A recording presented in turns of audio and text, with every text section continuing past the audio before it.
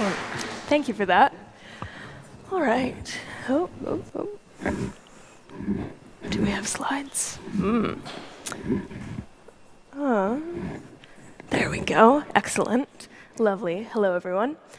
And yes, I'm afraid when I put in my bio, I was employed by the University of the West of England, and I'm now formerly of the University of the West of England.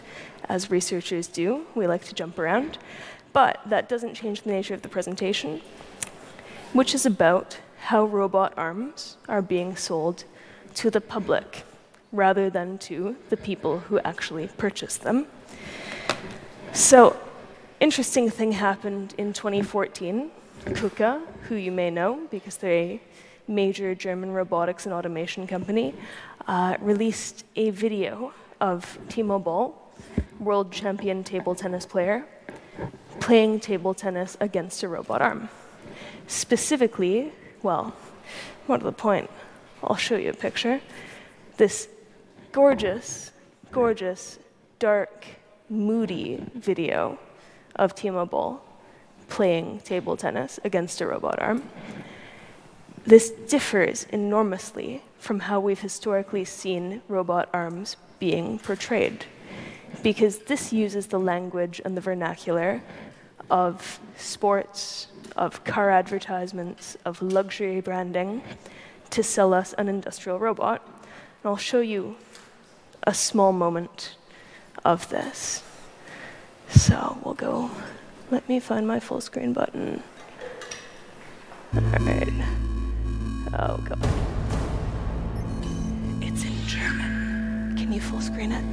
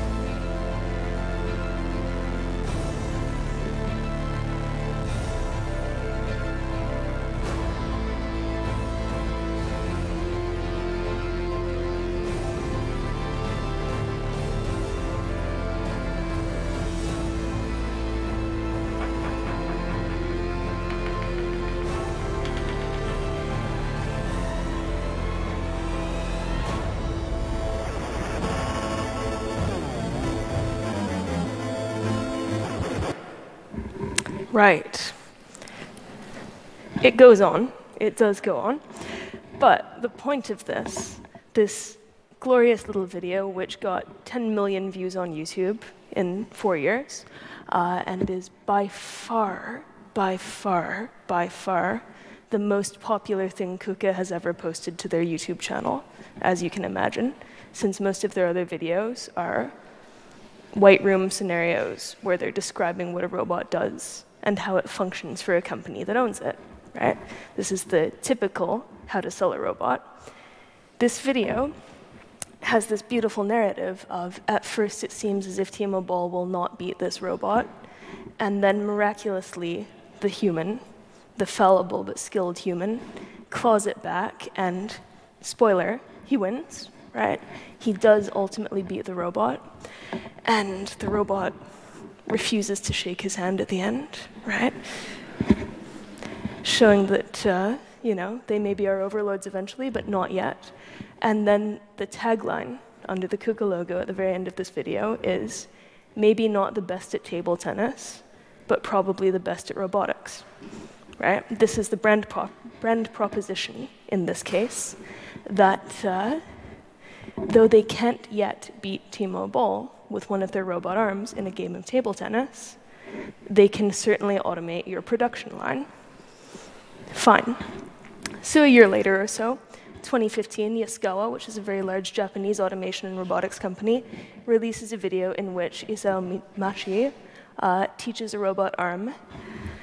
I butcher this, I can't say it right. Iyutsu, and then he faces off against it.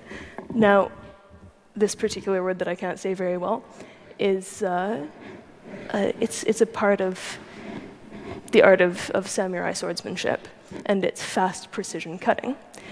What's fascinating about this one, and I will not show you this video, but if you want to watch it, you can look up the Bushido project. What's fascinating about it is that in this case, unlike in the case of the KUKA video with Timo Boll, what's happening is that a human is imparting knowledge to a robot, and they're forming, in essence, a partnership. So Yaskawa makes use of a motion capture suit in order to mimic more accurately the movements of this master swordsman, who then, you know, is beaten by his protege, right? You get this kind of master is surpassed by student scenario, in which the master is the human and the student is a robot.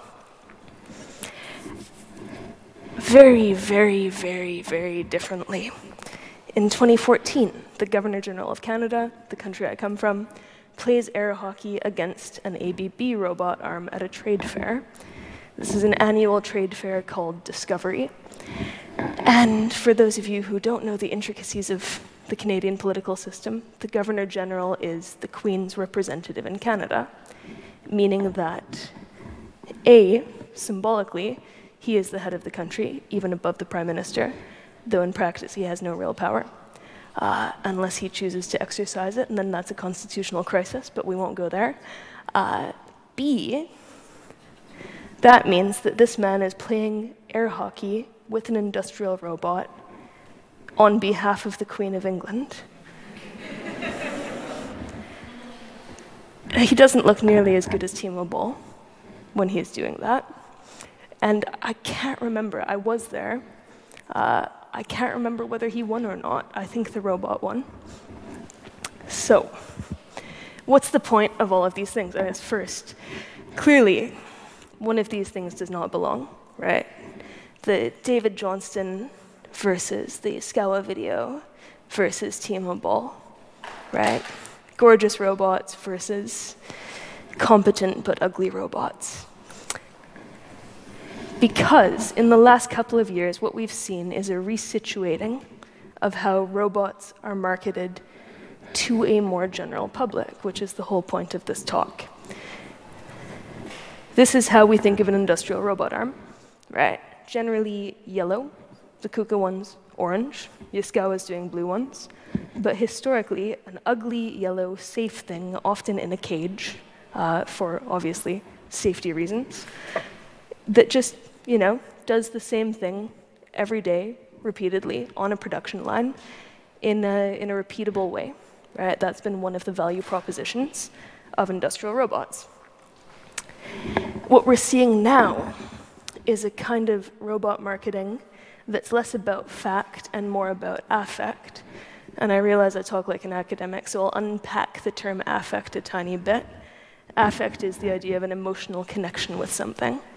So it's, in this case, not about selling the capabilities of the robot to an audience that cares about making use of the robot, but it's about selling an emotional connection with the robot, with its more human side in this case, because what we've seen so far are representations of robot arms playing sports or, doing other athletic activities.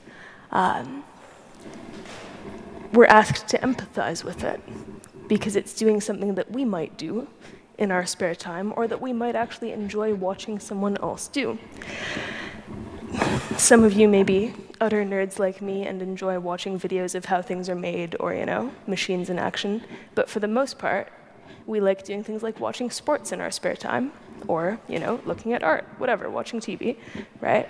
So watching a robot play a sport has an easier point of connection than watching a robot assemble a car. A little bit of that otherness disappears. And in terms of that, this is my favorite thing in the Iskawa Bushido project. Because, for goodness sake, he's bowing to the robot, right? He is literally bowing to the robot at the end of this competition, in which the robot shows every competency that the human master is capable of showing, and then some, right? The robot outperforms the master in this case. And behind this sort of glass partition, you see, it's actually quite funny in this one, they break the fourth wall a little bit, unlike in the Kuka video. So you see this control room full of people, this team of people who have been involved in making this robot achieve this feat. And it's very emotional, right? It borrows the language in this case of, the video of the control room that successfully launched a rocket, right? That's what's happening here. These people working together with their robot, which is very much a person in this, are exceptionally proud of what they and their robot have accomplished. Still, of course, always in this nice, moody black box, because that's where these new things take place, right? However, what matters in all of this as well is that the human continues to be the central figure, right? It's always about what the robot does like the human, or with the human, or trained by the human, or against the human. It's not positioned as a robot undertaking a task for a robot. It's positioned as a robot undertaking a task that a human normally does, often for fun, right? So in the language of these videos, we see, close-ups of Timo Boll serving. We see, I love this one. This is Machi, the master, showing an engineer, move it down a little bit, right? Showing him where the sword should be positioned for the robot to achieve the impossible feat that turns out to be possible of slicing a pea in half on the horizontal axis, which it accomplishes, and which, apparently, the human master cannot accomplish. Interesting. The point of all of this, the point of producing videos, as far as I can glean at least, obviously I'm not in the marketing department of a robotics company, that could be fun. The point, as far as I can glean, of producing things that are intended obviously to be viral, right, exciting. Maybe someone at Kuka just said, you know what, let's make a viral video.